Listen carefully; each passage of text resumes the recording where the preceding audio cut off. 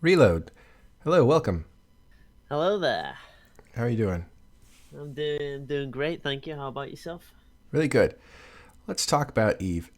When did you start playing and what was your background before Eve? Oh boy. Well, so I started to play Eve around 2012, actually at the end of Alliance Tournament 10, when Virgin Collapse won the AT. I actually got into the game because of the Alliance Tournament. I saw it on Twitch. I was like, Hmm. oh, this looks pretty cool.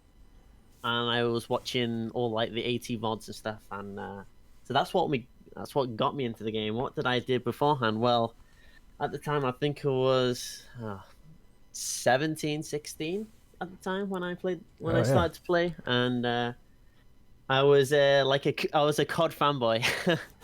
Oh what? I'll just Code? say it straight. A code I was like, fanboy?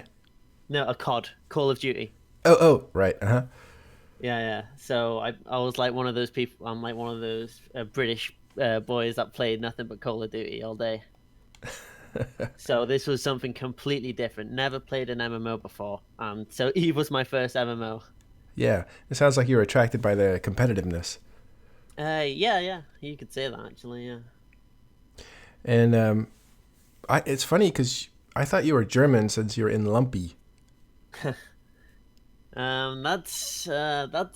Another story that all revolves around collusion. Uh, we'll get there in a second, but why don't you walk us through like your career, like how you actually got to where you are today? Right, okay. So I first started Eve around 2012, just like when Tier 3s came out, the attack battle cruiser like the Taluses and stuff. So I basically ran high sec missions for about a month.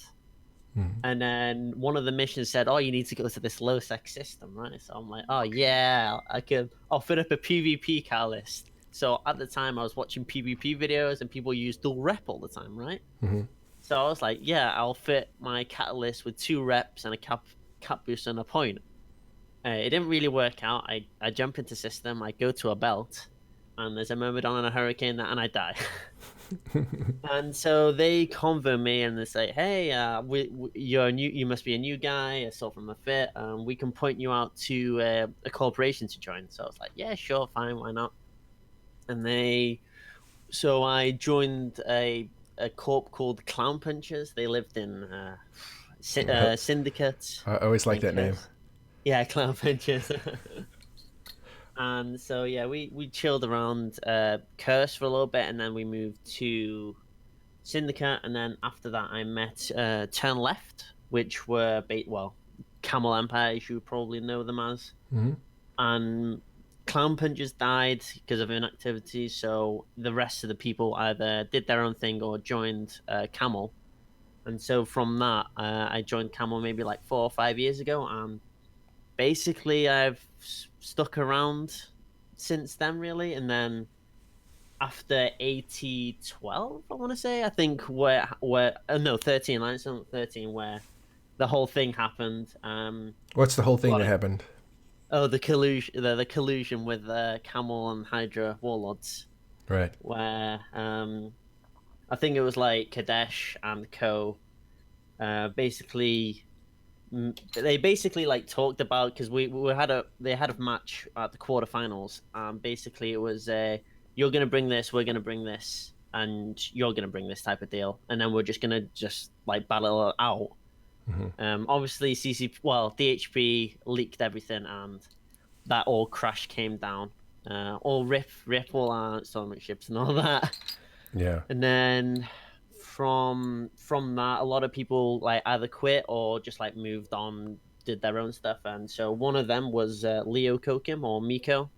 He's Hmm. in like the head FC of Lumpy, and I saw what they were doing. They were living in Delve at the time, so I was like, oh yeah. I mean, I've been doing small gang for like 4 years now, and I mean, it'll never get boring, but it's like I want to try something else. I want to try the null sec stuff. So I asked Leo if I could join his corp, and yeah, basically joined his corp.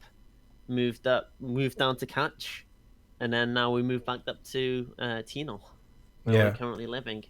So there was some fight clubbing going on in Aquarius, wasn't there? Were you guys in there? No, no, no. We were in Delve You at were the in time Delve proper. until that was like during World War B. We were chilling in Delve. We did get roped into the money of the Iwanisk, but it wasn't really that much. We kind of joined at the end of the campaign when goons were still in Saranin, and obviously the goons announced they were deploying to Delve, and we were like, we need to hightail it out of here. Yeah. Well, even before that, you guys were kind of, I think maybe, I don't know when you joined Lumpy or when it was created, but Lumpy was down in Delve when NC had just left, I think. And Yes, that's you right. guys were on the Imperium side, if I'm not mistaken, for a spell, and then switch sides. And I believe switch sides again, or no, you switch sides once at least, I think, to kind of stay in Yeah, Delve. yeah. We wanted. Well, it was more. It was a bit weird. And when NC dot moved out, PL moved in. Oh, that's So one big beast to another. So we're like, okay, cool. So obviously PL took all the solve and whatevs, and we just chilled in NPC for a bit. And so we harassed PL a little bit, like doing becoming like Pizza 2.0 but German. And then German pizza. P yeah, yeah, basically. And then PL moved to North to do with the World War B. So we're like, may as well take the solve while it's here. Took the solve, and then joined the World War B stuff at the end, and then Goons came down to Delve. Yeah. And you guys resisted, and Test was going to help you for a while, but that didn't work out. Mm. Yeah, So, Tess were like, yeah, we'll do it, boys, and then suddenly Goons came in with like 200 Titans and Supers, and yeah, it wasn't yeah. gonna happen. Yeah, not happening. So you got a taste. It sounds like you got a taste of the nullsec life. You like it? Yeah, I think it's pretty reasonable for now. I joined when it was when basically it started to cool off. Like, I didn't join all that stuff during like World War B. I joined like at the end. So I've had like the chill, I guess like the chill life really. Yeah. Well, that's good. Yeah, I guess you'll see what the campaigns are like, and I forgot what it's like not to be in nullsec. But you were you actually do some content generation outside the game, right? You were the author of some really cool videos that are funny and people love to watch them. Yes, You did that one on the is. CSM. I thought was very funny. People still refer to it as when you were describing the CSM, and I think especially funny was the moment where you caricature Bobman as somebody being thrown money's being thrown Yeah, at him. pretty much like all the I1S fiasco with him, and when CCP banned like all the gambling stuff, it was basically him just being money rolled by I1isk, but not anymore. Rip. It's all over. Hmm. All right. Well, why are you running for CSM now? Why am I running for CSM? Well, okay, so Mr. Hyde, right? He has some slight opposition, but Well, in reality, we should describe what's up? before you get started. Sorry, I'm tripping you up at the beginning here, but Mr. Hyde had you had put out your a list of things that you, or I forget what it's called. I guess candidate Okay. platform. Yeah, candidate. Yeah. And the very next post was Mr. Hyde, who's a standing CSM member from LowSec, saying, "Don't vote for this guy, vote for this other guy," which is kind of a pretty ugly derail right at the beginning of your campaign. So go ahead and address that. Yeah, well, so he has some slight opposition towards my me going on the CSM, which is completely fine. I mean, it's natural to have like some opposition to your campaign, but he was like I was like a full frontal assault type Oh, of deal. sorry. Can you handle your ding there? And Yes, I I can. don't mean one ding. I mean the other, because it's yeah, Okay, yeah, I've turned it off now. great. Go ahead then. All right, sorry. That's all right. So yeah, so all that happened, and I was just like I did a response post on the Evo forums, just saying well you think I'm gonna be a joke, but I'm not. I'll prove you wrong, and I guarantee it. And So that all happened. So I made like a a general response post to that, and I didn't want anything to do with it. I was just like, be done with it. It's just it's just him posting. It'll be fine. And then suddenly I wake up the day later, and boom, there's 5 threads on Reddit, all on the front page. I'm like, oh boy. So that all happened where both like Chance Ravine got involved and Mr. Hyde was just getting absolutely destroyed. Well, he was comparing you to Chance Ravine, who's a lot of talk and not a lot of content inside the CSM. And Chance took exception to that, and you did too, obviously. Yeah, I mean, it's when because you gotta think like Chance, he probably, if not, he was probably on one of the, I wouldn't say the worst, but it was definitely a difficult CSM term for CSM 10. I mean, like, I think like 4 people dropped out of that CSM, so something was, it was pretty bad. But he stuck it out, so and he went to the meetings. He was, he did do some feedback, so I think he did a good job. Mm-hmm. But Mr. Hyde thought differently. What? Now, why does So Mr. Hyde? Do you know him? Is this personal or is this just? no, I don't. I don't know him at all. I Yeah. do not know him. I mean, I've like, I've literally like, I think I like maybe I didn't even jab him properly in my videos. Like, usually if I do like a video, I'll go full ham. But with Mr. Hyde, I was a bit careful because I knew he was you know, So what? like I don't know, he can get triggered easily. I'd say Oh, maybe. I see. He's triggerable, if that's a word. And so this came out of nowhere for you, and it was a surprise. And here you are in a drama for CSM, and you're just barely starting. Yeah, but in reality, it was. There's a saying that any publicity is good publicity, right? So if you look on the Evo forums, I'm like the most viewed thread on the Evo forums, which I wouldn't say is a good thing, but Well, you know, but it brought people to your message, and that's what I want to figure out is like, who are you, Reload? Because we know about the drama, and the videos are hilarious.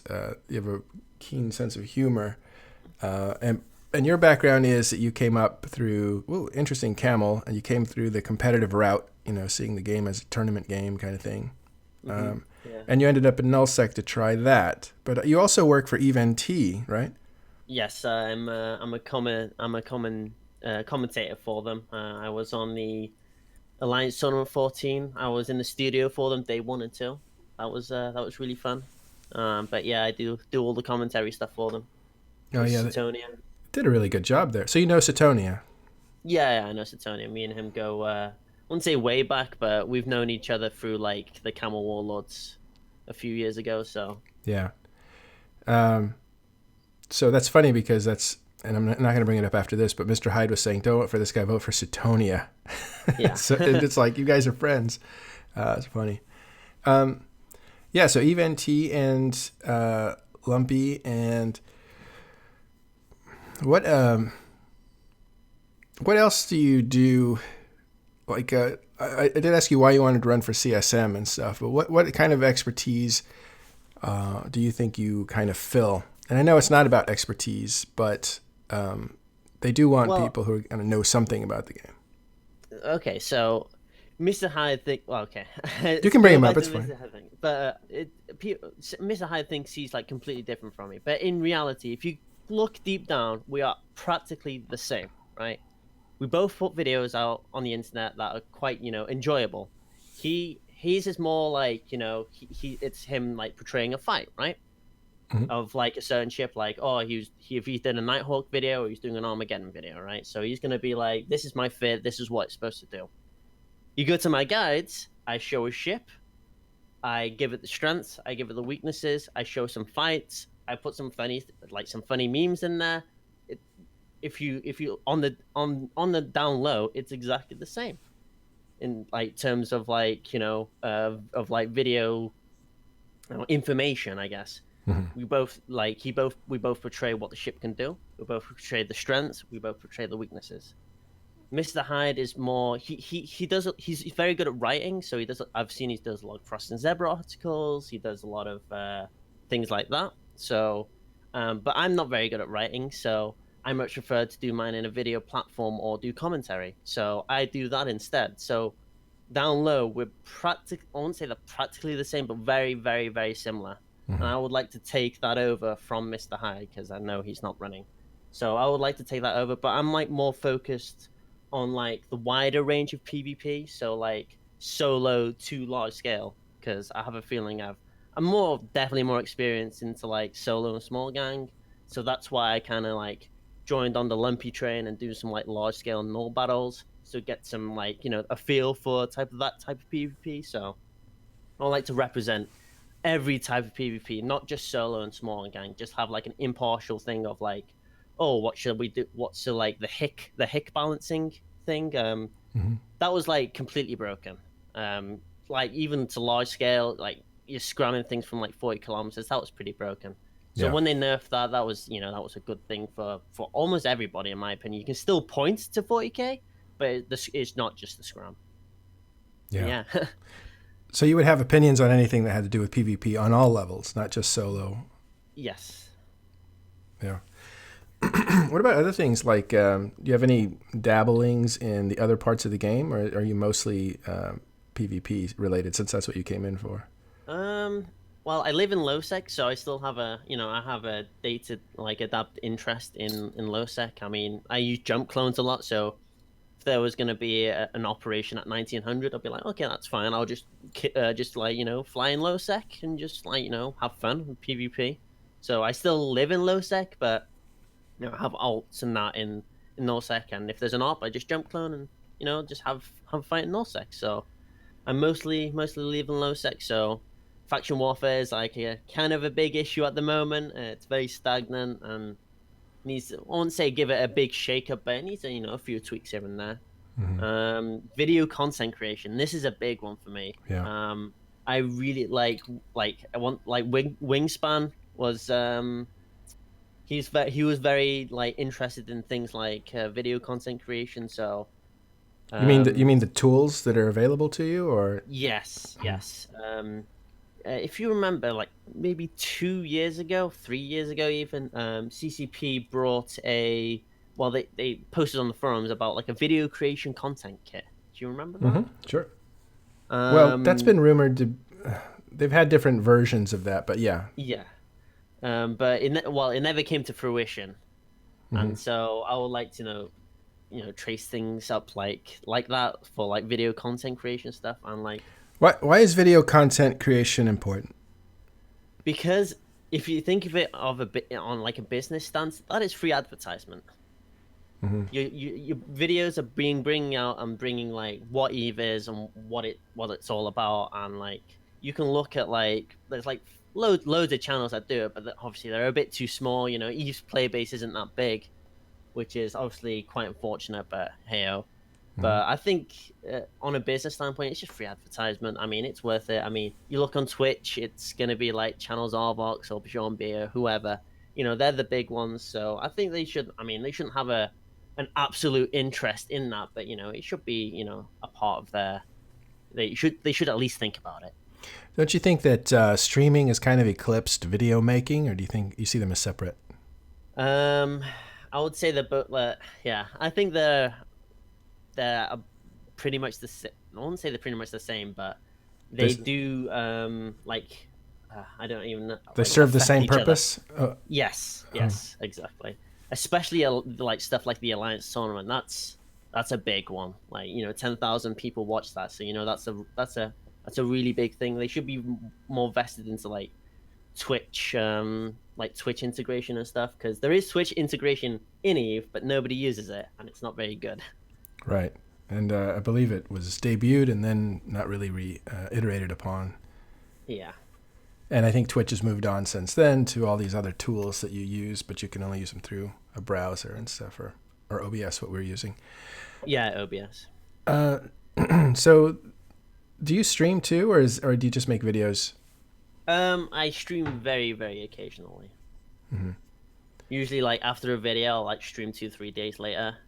On using that said chip. So if it was, because I'm gonna bring out Brudix Navy video, hint hint, Brudix Navy issue video. I don't know, maybe like today or tomorrow, and then like couple days later, I'll usually stream using the Brudix Navy issue. Yeah. Those are kind of risky, right? Like if you put out a video on a ship and you either criticize it or show its strengths, you can get a lot of people saying, "Oh, you don't know what you're talking about." Because I know when people used to post fits, and then there's this thing called Battle Clinic. I can't believe it's gone, but Oh yeah, Battle, Battle Clinic. yeah, Yeah. people would write their, that was actually attached to Evemon at one point, and you could look up a fit and go to the notes of the fit, which would take you to the site, and then there would be a discussion. People would put the fit up, put the description of it, how you use it effectively, and it was all theory crafting, which was kind of interesting. But then the comment sections would be people saying like, yeah, don't do that, or modify it this way, or that sort of thing. So are you opening yourself up to criticism or discussion when you do these videos?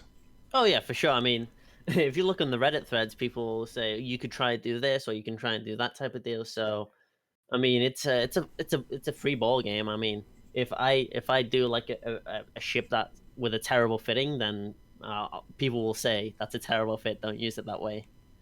Yeah. And I mean, do you learn from that kind of stuff, or is it, you yeah, know, yeah.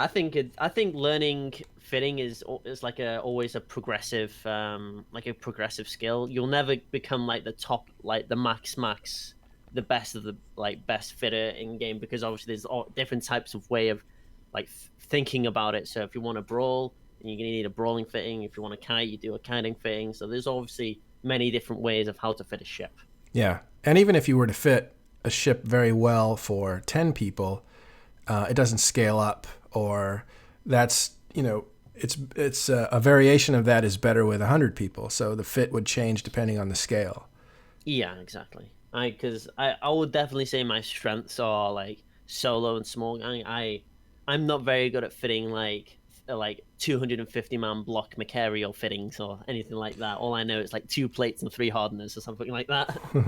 So you hung out with the camel guys, or I guess you did. And did you PvP with them, or were you in the tournament, or how close did you get to their elitism, basically?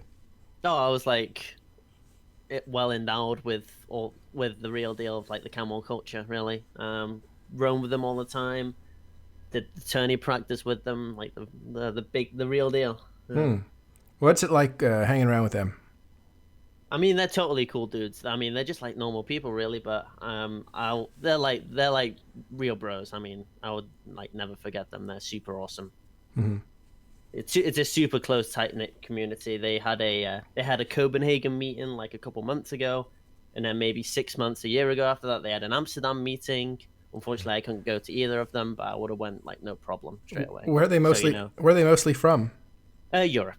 Oh, okay, but So there's not a few from necessarily UK. Germany. Oh, okay, Yeah, I'm from the UK, so yeah. so a few from Germany in that area, and then Yeah. okay.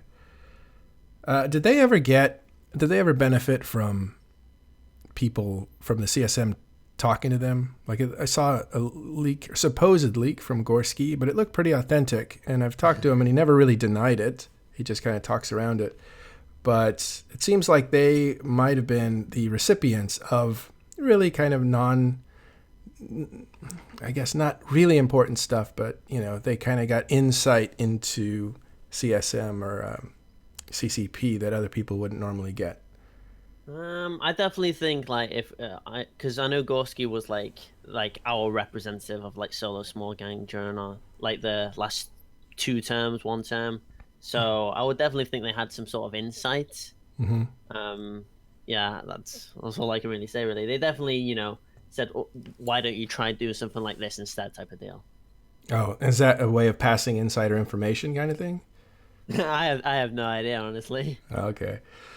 Well, that's always interested me because it came out, it created a huge scandal, and the CCP said, well, Gorski didn't actually leak anything.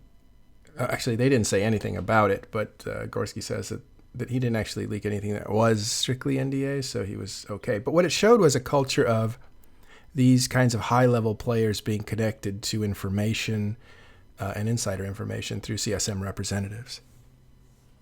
And that Yeah, scares... Go ahead. I mean, you'll always get that. I mean, if you want to be at the best, like at the top of your game, then you're gonna have to like information is power.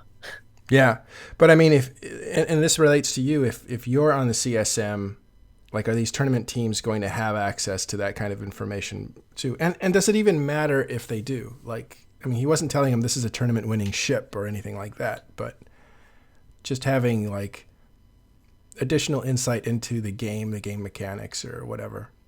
I mean, that's a hard question because I haven't been on the CSM. Yeah, I'm actually crucifying you for something that you didn't do, which is unfair and stuff. But that might be something to consider. This, because the tournament ships are very, very lucrative, right? If you win a tournament, you gain a lot of financial power in the game, Yeah. and so it's not just it's just a game, it's just for fun or that sort of thing. It's like, oh yeah, with a good tournament win, I can pay for my account for 5 years or whatever. Yeah, it isn't really more of the monetary gain. It's more of the like the I guess like the posture like tournament. I call it like tournament posturing, Mm-hmm. where basically you'll have like the top like the big five. I would like to call them. So you've got PL, Camel, Warlords, Exodus, and Volta. That used to be the big five, and what they would do is they would maneuver themselves to collect as many AT ships as possible. And it isn't really about the monetary gain; it's more about how many AT ships can I like bring to the field, right? Like in AT-12, Camel brought probably the most expensive like composition in like ever in AT. It was like a flagship Scorpion Navy, a Tanner, and two Cambions. That actually died to another really expensive all-in AT ship comp from PL with dual Mirachas. So, but Mm-hmm. once again, like after that, we just brought Malices. So it's more of like you can quote unquote say like they keep throwing money at it, but in reality, we've won these ships, or we've traded our AT ships from other AT ships type of deal. So But does that you know, insulate? Does that insulate the winners? The more you win, the more likely you are to win. That sort of thing. yes and no. The CCP have improved that improved the tournament system where it used to be first and second place. That's it, game over, right? Mm-hmm. But now it's first, second, third, and fourth, and it isn't just cruiser frigate. It's like you both get a mix of the two, so that at least the podium winners get a fair share of AT ships, and they can't basically control the entire market like they have done in the past, like seven ATs. Yeah. Oh, so they would corner the market on certain ships, and you couldn't get them unless you went through them. That sort of thing. Yeah, yeah. It was quite famous when Alliance Tournament 10 when Volta, Virgin Collapse. They basically just they literally like sold like 10 Atanas and that was it. Like these are all ours now. So if remember if because if in like a perfect world scenario, if Volta didn't sell any of their Atanas and just kept it, then PL, Camel, Warlords, Exodus would have no access to the Atana, which is a very powerful shield logistic. Logistics, yeah, it's a powerful ship. That may have been the most powerful ship they released. Hmm. But obviously, they did get sold, and so obviously, people still have people can obviously share AT ships. So, like the proliferation of AT ships in the AT, that's Mm-hmm. that's controversial, but it's not that bad. Yeah. Do you think the tournament has like the ships are too good? Well, CCP have limited it to only one AT ship allowed on your team, but let's be real, people watch the AT for very expensive ships exploding. So it's part of the And if spectacle. yes, exactly. I mean, like having like the camel versus once again the camel versus PL, where my team lost half a trillion ISK worth of damage. That would not be able to happen in this year's AT because you're only allowed one AT ship. Well, what if somebody said that those ships should be just used for the AT tournament? They shouldn't enter the actual blood flow of the game. That I would completely disagree with that. I mean, people still use these very powerful ships in Tranquility now. I mean, you enter Amamaki, there's going to be at least two Chromosis on scan type of deal. Um, they should definitely like stay in the game and be able to use in normal Tranquility play because obviously that's what CCP intended them for, not just for AT play only. Because I know AT ships are kind of cornered mostly for AT use, because obviously, it's the only instance that PvP we're gonna get for the foreseeable future. So, they're gonna be used in that type of scenario. Right. But So you would say, yeah, no, the prizes are fine with the tournament. Don't touch anything. That's right where it yeah, should be. Yeah. yeah, definitely. I think CCP have done right with moving the prize system to be first and fourth, because when it like if it was like the old system where it was just like first place gets the cruisers, first place gets the frigates, it would have been it's very unfair. Yeah. Well, you spent some time switching subjects on the Serenity server. Why were you doing that? Rooks and Kings, obviously they have like a place in Serenity, and so I thought I want to do a guide on Serenity, like a proper guide, not just like the MRG meme text to speech thing. Well, it is going to be that, but it's going to be like more of an informative video of like, this is Serenity, this is the market, this is their PvP, this is their meta, and this is their like culture. Like, and I would like totally compare it, because as of right now, the only people who are actually on TQ that actually do any Serenity stuff is Rooks and Kings, and they very, very rarely release, informational videos about Serenity. So I would like to, bust a lot of the myths regarding Serenity, that like, oh, they're in the 2012 meta, or they have no idea how to fit their ships, So or they're like, what have you found? all right, so day two on my adventure, and one of the myths I can surely confirm is that everything is overpriced, and that is 100% true.